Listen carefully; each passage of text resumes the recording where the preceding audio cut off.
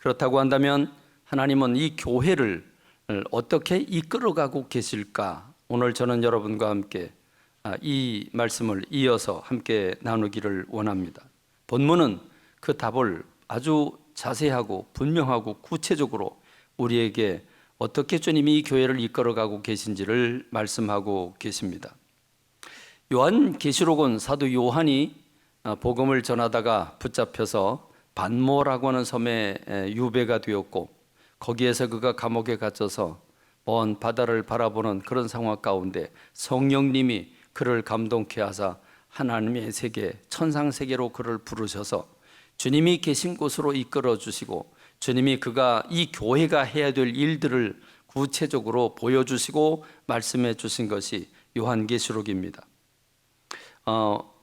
요한계시록 1장, 우리가 읽은 성경 말씀을 통해서 주의 날에 내가 성령에 감동되어 내 뒤에서 나는 나팔소리 같은 큰 음성을 들었는데, 그 음성이, 나팔소리 같은 음성이 이렇게 말씀을 하십니다. 내가 보는 것을 두루마리에 써서 에베소, 소모나, 버가모, 두아디라, 사데, 빌라델피아, 라오디게아 등 7교회에 보내라는 음성이 들립니다.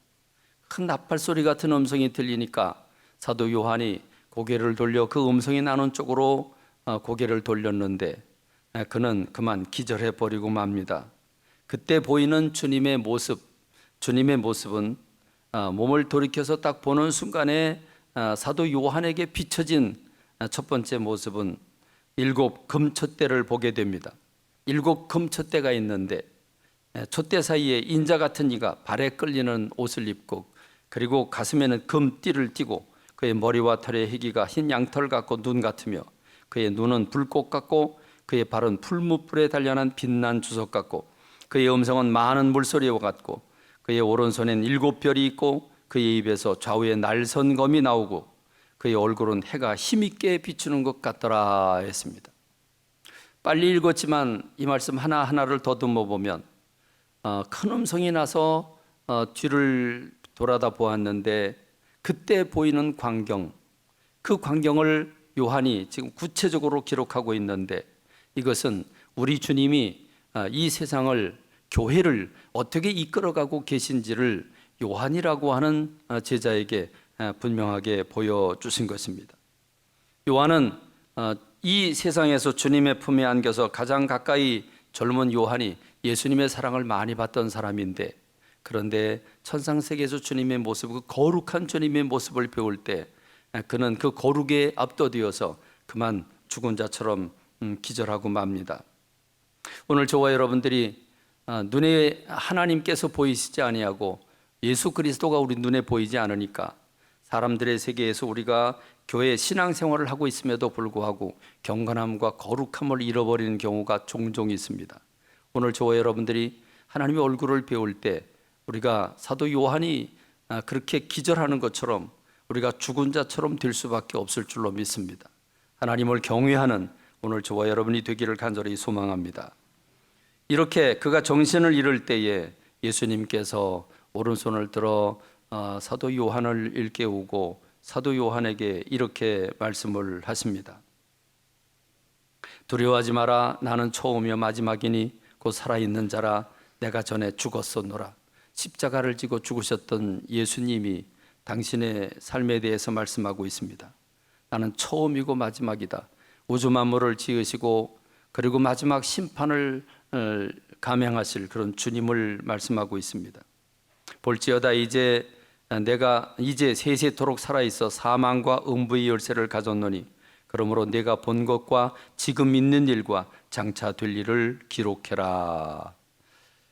사도 요한은 지금 천상세계에 올라가서 주님이 보여주시는 것들을 주님이 기록하라고 말씀하시고, 그 기록하라고 하는 말씀이 세 가지로 나누어집니다. 지금 네가 본 것을 기록해라. 그리고 지금 있는 일을 기록해라. 그리고 장차 될 일을 기록해라. 요한계시록 1장은 지금 본 천상세계에서의 예수님의 모습이고, 지금 있는 일은 2장과 3장인데 아시아에 있던 7교회가 어떤 모습을 하고 있는지 그 당시에 있는 교회에 관한 말씀이고, 4장부터 22장까지는 마지막 때 될 일을 말씀하고 있는데 그걸 보여주는데 그걸 기록하라고 말씀하셨고 그 기록한 것이 요한계시록입니다. 그런데 지금 내가 본 것이 뭔 줄 아느냐? 그렇습니다. 사도 요한은 정신을 잃어버리고 지금 주님의 모습을 보면서 도저히 이해가 가지 않는 그런 모습을 지금 요한이 가지고 있습니다. 그런데 예수님께서 친절하게 그가 본 것을 가르쳐 주십니다. 내가 본 것은 내 오른손에 7별의 비밀과 또 7금촛대라. 7별은 7교회의 사자요 7촛대는 7교회니라. 오늘 우리가 함께 풀어야 할 말씀의 핵심입니다. 사도 요한이 많은 것을 보았는데 예수님의 머리부터 발끝까지 많은 것을 보았는데 주님은 그 가운데 핵심적인 2가지의 메시지를 주고 계십니다. 하나는 내가 7금촛대를 보지 않았느냐. 그 7금촛대는 7교회다라고 말씀하고 계십니다. 자, 7촛대, 7촛대는 7교회라고 말씀하고 있습니다. 7이라고 하는 숫자를 풀어야 할 필요가 있죠. 요한계시록은 7인, 7나팔, 7대접을 쏟음으로써 세상을 심판하시는 그런 구조를 가지고 있습니다. 7이라고 하는 숫자가 요한계시록에 종종 나오는데 그 7은 둘로 나누어집니다. 4라고 하는 숫자와 3이라고 하는 숫자입니다. 4는 동서남북의 네 바람을 의미하는 땅의 숫자고 3은 하늘 숫자를 의미하고 성부, 성자, 성령이라고 해석하는 학자들도 있습니다. 여하튼 하늘과 땅을 더한 숫자 7은 완전수에 속하고 이 7이라고 하는 숫자, 그래서 7금촛대 사이에 주님이 거주하고 계시고 거닐고 계셨는데 이 7금촛대는 7교회라고 했으니 7이라고 하는 숫자는 완전수라고 한다면 이 지상에 있는 모든 교회를 통칭해서 7교회라고 말씀하시고 있고 그 7교회를 주님이 눈동자처럼 살펴보시고 보호하시고 이끌어가고 계시고 있다고 하는 것을 보여주고 있는 겁니다. 그런데 주님은 내 오른손에 7별의 비밀과 라고 말씀하고 있습니다. 7별에 대해서 최종적으로 말씀을 하고 있습니다. 7별은 7교회의 사자라, 7사자라고 말씀하고 있습니다. 그 7교회, 지상에 있는 모든 교회의 그 주인인 머리가 되신 예수님은 그 몸된 교회를 돌아보시고 그 가운데서 교회를 바라보시고 치리하시고 도우시고 인도하시는데 그의 힘 있는 오른손에, 일하는 오른손에는 바로 7별이 붙잡혀 있었습니다. 별이라고 하는 단어는 오늘 이 지구와 같은 혜성을 의미합니다. 그러니까 이 우주에는 무한한 별들이 무한한 이 지구와 같은 그런 혜성들이 존재하는데 그러면 주님이 7별을 붙잡고 있다? 참 이해하기가 어렵습니다. 그래서 7별의 비밀이라고 말씀하고 있죠. 그런데 주님은 이 부분에 대해서 아주 쉽게 7별은 7교회에 보낸 7사자다 이렇게 말씀을 하십니다. 그러니까 주님이 이 지상에 있는 모든 교회들을 주님이 지켜보시고 교회의 머리로서 돌보시고 인도하시는데 힘 있는 오른손, 일하는 오른손에 7별을 붙잡아, 다시 말하면 그 7교회, 지상에 있는 모든 교회 하나님의 사자들을 파송을 해서 그 사자들을 통해서 주님이 힘을 공급하시고 일하게 하심으로써 교회가 교회되게 하신다고 하는 말씀을 하고 있는 겁니다. 하나님의 사자를 어떤 눈으로 보는가, 어떤 마음으로 대하는가가 그 삶에 대한 결과를 가져다 주게 합니다. 놀랍게도 여호야김이라고 하는 사람을 보면 여호야김, 예레미야라고 하는 선지자가 여호야김에게 이제 하나님의 말씀을 받아서 글로 적어서 전합니다. 그리고 여호야김은 그걸 듣습니다. 그런데 한 장 한 장 들을 때 한 장 듣고 나면 달라고 그래서 면도칼로 쪽쪽 찢어가지고 화로에다가 불태워버립니다. 또 듣고 불태워버리고 듣고 불태워버리고. 그럼 여러분 하나님의 사자가 하나님의 말씀을 받아서 전했는데 그걸 불태워버린다고 하는 것은 하나님의 그 사자에 대한 대항이 아니라 하나님에 대한 대항입니다. 결국 그 여호야김이 어떻게 됐겠습니까? 그는 왕위에서 떨어지게 되고 시드기야가 뒤를 이었는데 그 역시 선지자의 말을 받지 않고 순종하지 않을 때 나라가 멸망하게 된 것입니다. 그렇습니다. 하나님의 사자를 어떤 시각으로 보는가가 그 결과를 책임져 주게 한 것을 구체적으로 보여주고 있습니다. 그렇다고 하면 제사장을 통해서 하나님은 어떻게 구약 교회를 이끌어 가셨습니까? 사람이 하나님을 배울 수 없습니다. 그렇기 때문에 우리가 하나님께 예물을 드리거나 하나님 앞에 설 수 없는데, 하나님은 제사장을 세워서 제사장을 통해서 하나님께 예물을 올려드리고 하나님의 마음을 전하게 하셨습니다. 그러나 어떤 사람이 죄가 없습니까? 죄 없는 사람이 없기 때문에 누구도 하나님 앞에 설 수가 없었습니다. 그러므로 하나님은 레위 지파를 선택을 하시고 그 가운데 아론과 아론의 아들들을 제사장으로 세우셔서 그들을 통해서 하나님의 일을 하게 하셨는데, 죄 있는 사람들이기 때문에 두 가지 의식이 필요했습니다. 하나는 위임식을 행하는 것이었고, 하나는 제사장의 옷을 입게 하는 것이었습니다. 이 방식으로 하나님은 사람이지만, 죄인이지만, 허물이 있는 사람이지만 하나님을 섬기게 하셨고 이스라엘 백성들을 이끌어가게 하셨습니다. 위임식이라고 하는 것, 물로 씻어서 관유를 붓고 속죄제를 드리고 여러 가지 방식이 있지만, 이 위임식에 꽃이 있다고 한다면 그것은 피를 오른 귓부리에 바르고 오른 엄지손가락에 바르고 오른 엄지발가락에 바르는 것이 이 위임식의 꽃입니다.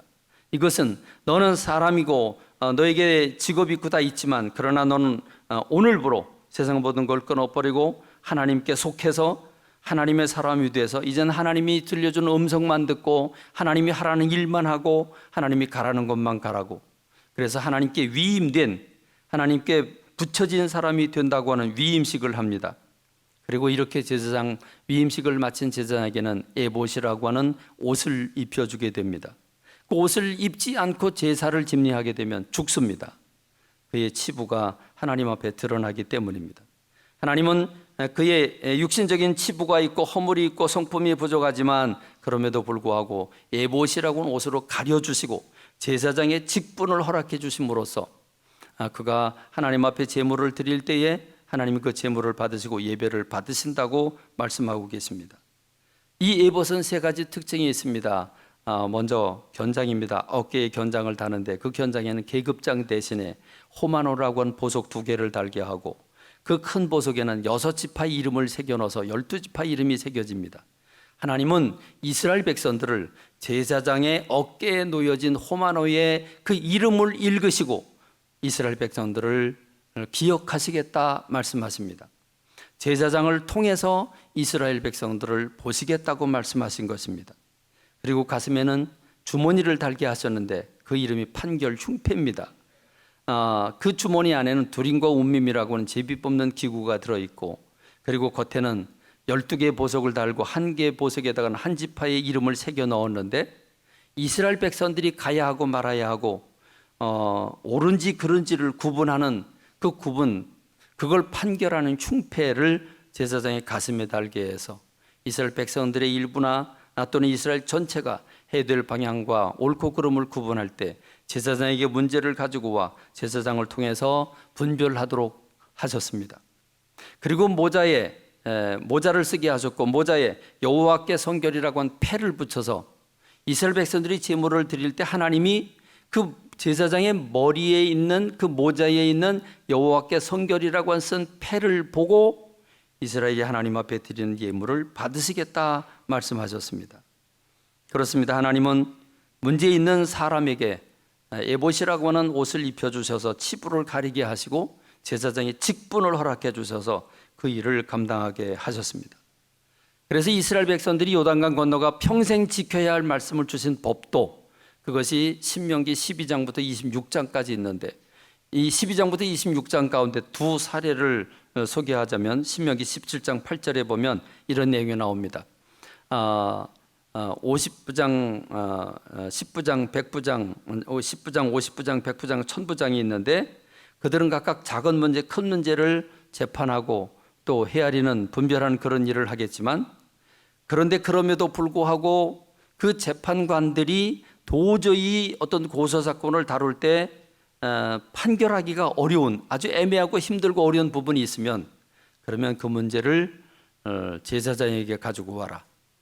제사장은 판결중표를 통해서 하나님이 어떻게 분별해 주시는지를 제사장이 분별을 하고 그것을 재판을 걸어온 당사자들에게 선포를 함으로 말미암아 그들이 영적인 질서를 받아들이도록 했는데, 그럼에도 불구하고 억울하다고 그걸 받아들이지 않는 사람이 있다면 그러면 그 사람을 이스라엘 백성들 가운데서 제해라. 그래서 영적인 질서를 잡으라고 말씀하시는 모습을 볼 수 있습니다.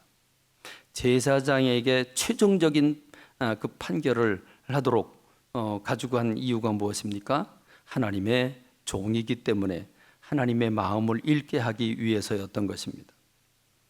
그런가 하면 또 신명기 24장 8절에 보면 나병, 문둥병이 걸렸을 때 어떻게 해야 되는지 말씀하고 있는데, 너는 나병에 대하여 삼가서 레위 사람 제사장들이 너희에게 가르치는 대로 네가 힘써 다 지켜 행하되 너희는 내가 그들에게 명령한 대로 지켜 행하라 말씀하고 계십니다. 자, 나병이 걸렸는데 이게 순전한 피부병인지 또는 나병인지 이걸 구분하기가 어려울 때 의사에게 데려가라고 말씀하지 아니하시고 제사장에게 데리고 가서 제사장이 하나님이 제사장에게 주신 말씀들이 있는데 그 말씀들을 가지고 분별해서 주면 그러면 이스라엘 백성들은 그 말씀을 힘써서 다 지켜라. 내가 그들에게 명령했다. 그러니까 그걸 지켜라. 이렇게 말씀하고 있는데 24장 9절에는 이 말씀으로 맺습니다. 너희는 애굽에서 나오는 길에서 네 하나님 여호와께서 미리암에게 행하신 일을 기억할지니라 했습니다. 이거 왜 미리암 사건을 기억하게 하셨습니까? 미리암은 어떤 사람입니까? 모세가 이제 태어나고 바구니에 담겨져서 물에 띄워 버려짐을 당했을 때 애굽왕 공주가 그걸 보고 발견하는데 그때 유모를 소개해 준 사람이 바로 이 미리암입니다. 미리암 모세의 누이죠. 한참 후입니다. 정말 그 나이로 따져보면 한참 꼭대기인데 어느 날 이 미리암이 반기를 듭니다. 아론과 더불어 반기를 들고 모세, 새까맣게 동생인 그 모세가 지도자의 역할을 하는 모습이 참 받아들이기 힘들었습니다. 그래서 너만 지도자냐? 우리도 지도자다. 너만 하나님 말씀 듣냐? 우리도 하나님 말씀 듣는다. 그러면서 모세의 지도력에 반항을 할 때, 대적할 때 하나님께서 진노하시고 그에게 문둥병을 주십니다. 그때 모세가 하나님 앞에 중보하며 간절히 기도해서 그 문둥병을 풀어주신 사건이 있는데 이 사건을 기억하라고 하는 것입니다. 이것은 하나님이 세운 당신의 사자들을, 하나님이 세운 당신의 종들을 없이 여겨서는 안 된다, 대항해서는 안 된다고 하는 것을 보여주고 있습니다. 이 사건은 민수기 16장에서 250명이 지도자들이 단합을 해서 모세에게 대적을 하고 할 때 하나님께서 보여주신 사건을 통해서도 드러나게 됩니다. 저는 여러분에게 부탁을 드립니다. 목회자를 하나님이 보낸 사자로 받아들여 주시는 여러분들이 되시길 간절히 소망합니다. 그래서 목회자를 바라볼 때 똑같은 육신을 가진 사람이고 사람을 바라보면 흠이 보이고 마음이 읽혀지고 여러 가지 부정적인 모습들이 보이지만 그럼에도 불구하고 하나님의 사자로 보아주시기를 간절히 부탁을 드립니다. 하나님께서 제사장이 인격적으로 완전해서 사람을 목회자로 쓰시는 것이 아니라 에봇이라고 하는 옷으로 그 치부를 가려주셨다고 하는 사실을 기억하시기를 바랍니다. 주님도 그 치부를 가리게 하셨는데 성도들이 목회자의 잘잘못을 일일이 다 따져서 그것으로 목회자를 대적하게 된다면 그는 하나님을 대적하는 결과가 되고 말 것입니다. 한나가 이 엘리 제사장이 영적으로 둔감해서 한나라고 하는 교인이 하나님 앞에서 눈물 뿌려 기도하면 같이 눈물 뿌려 기도를 도와주지는 못할 망정 어떻게 술 취해서 술주정하느냐고까지 얘기를 할 수 있겠습니까? 그런데 한나가 아니라고, 나는 너무 힘들고 어려워서 하나님 앞에 지금 내 온몸을 던져서 기도하는 거라고 얘기를 했을 때 엘리 제사장이 멀쓱해졌습니다. 그래서 멀쓱한 그 엘리 제사장이 미안하니까 그저 한마디를 내뱉습니다. 하나님이 내 기도를 들으시기를 원하노라. 그런데 한나라고 하는 여인이 그 제사장의 입에서 나온 멋쩍어서 나온 그 한마디인데 그럼에도 불구하고 그 말씀을 아멘으로 받아들이고 그 순간부터 얼굴의 수색을 없애버리고 기뻐하며 감사하며 그 말씀을 받을 때 하나님은 그에게 사무엘이라고 하는 아들을 주셨습니다. 여러분 그 시점을 생각해 보시죠. 왜 하필이면 제사장이 축복을 하고 그걸 받아들여서 기뻐할 때 그에게 자식을 주셨는가? 엘리라고 한 제사장은 분명히 흠이 많고 영적으로 둔감하고 모델이 되지 못하는 사람이지만 하나님 그 직분을 소중히 여겨서 그에서 나오는 입술의 말을 책임지게 하셨던 것입니다. 그렇습니다. 왜 이스라엘 백성들이 선지자들을 그렇게 핍박하고 하나님의 사자로 받아들이지 못했을까? 육을 가지고 있었기 때문이었습니다. 여러분 엘리사라고 하는 사람이 대머리였던 것 같습니다. 그래서 아이들은 엘리사를 보면 대머리라고 손가락질하고 놀렸던 것도 성경에 나오게 되지요. 그렇습니다. 엘리야라고 하는 사람도 아주 매우 심신이 약했습니다. 그래서 로뎀나무 그늘에 앉아서 차라리 나를 죽여달라고 열등감에 빠졌던 사람이 엘리야입니다. 이렇게 하나님의 종들과 선지자들과 제사장을 보면 문제가 많은 사람들이지만 하나님 그들에게 하나님의 말씀을 부어주시고 직분을 허락해 주셔서 그들을 통해서 하나님의 일을 하셨습니다. 성경에 보면 하나님의 사자로 받아들여서 극진하게 접대를 했던 사람들의 이름이 나오죠. 수넴 여인, 사라밧 과부, 에벤멜렉 이런 사람들을 보면 그들의 삶이 얼마나 부유해졌는지는 충분히 알 수 있을 겁니다. 주님은 선지자를 공개하는 사람은 선지자가 받는 상급을 받을 거라고 말씀하고 있습니다. 오늘 우리 시대는 목회자는 좀 가난해야 되고 목회자는 좀 못 살아야 된다고 하는 그런 인식을 가지고 있습니다. 그렇기 때문에 목회자에 대한 인식이 참 부정적이고 좋지 않기 때문에 목회자를 하나님의 사자로 하나님의 종으로 보기보다는 직업을 가진 그냥 직업인으로 바라보는 아주 비참한 곳까지 온 시대가 우리 시대입니다. 그러나 히브리서 13장 17절에 보면 너희를 인도하는 자들에게 순종하고 복종해라. 그들은 너희 영혼을 위하여 경성하기를 자신들이 청산할 자인 것 같이 하느니라. 그들로 하여금 즐거움으로 이것을 하게 하고 근심으로 하게 하지 말라. 그렇지 않으면 너에게 유익이 없느니라. 그러므로 여러분들은 목회자가 어떻게 하면 즐겁게 성도들을 섬기고 교회를 이끌어갈 수 있는지를 생각하고 그걸 여러분들이 채워드리는 여러분들이 되길 간절히 소망합니다. 특별히 저는 앞서서 일하는 우리 권사님들과 장로님들에게 부탁을 드리고 싶습니다. 하나님은 교회에 장로님들을 세우셨습니다. 권사님들을 세우셨습니다. 일꾼들을 세워서 하나님이 당신이 보낸 사자가 하고자 하는 모든 일을 돕고 그래서 한 마음이 돼서 그래서 그 일을 할 수 있도록 도우라고 하나님이 일꾼들을 세우셨습니다. 그러므로 장로님들의 제1의 역할은 우리 감리교회 장정 안에서도 담임 목사를 도와서 교회의 부흥을 꾀하는 것이 목적이라고 말씀하고 있습니다.